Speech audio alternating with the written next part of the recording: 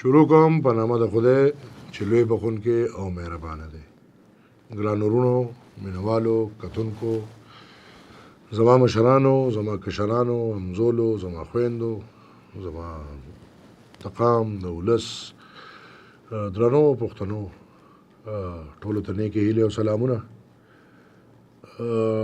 د غټ اختر موقع ده او زمونږ په قامي توګه او په مذهبي توګه د خوشحالۍ یو موقع ده. د خوشحالۍ په موقع زه ټولو پښتنو وروڼو، خویندو، مشرانو، کشرانو ته د دې اختر ډېرې ډېرې مبارکۍ ورکوم او الله دې کي چې زما د وروڼو، زما د خویندو، زما د مشرانو، زما د کشرانو د اختر په خوشحالو تیر شي. خدای مکه څه داسې واقع ونه شي چې اختر دې د خوشحالۍ دا موقع دې په غم بدله شي.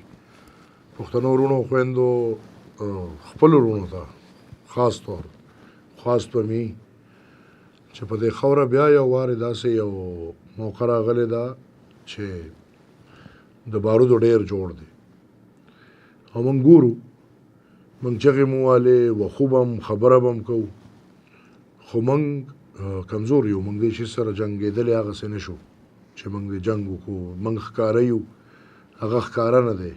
موږ الحمدلله پټېدو والا نه یو. موږ د قام هره خبره ښه ښکاره کوو او دغه جنګ چې څونه خلک کوي نو هغه ښکاره نه دی، هغه پټ دی. لهذا پټ سره به ریاست جنګېږي، موږ نه شو.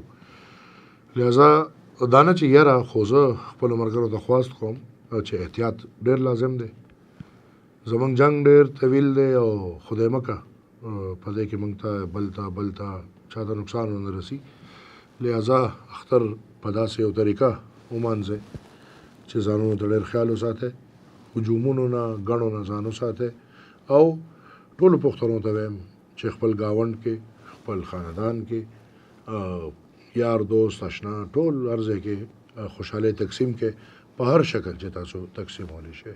یو وارې بیا د ټولو پښتنو دی غټ اختر مبارک شي. مهرباني.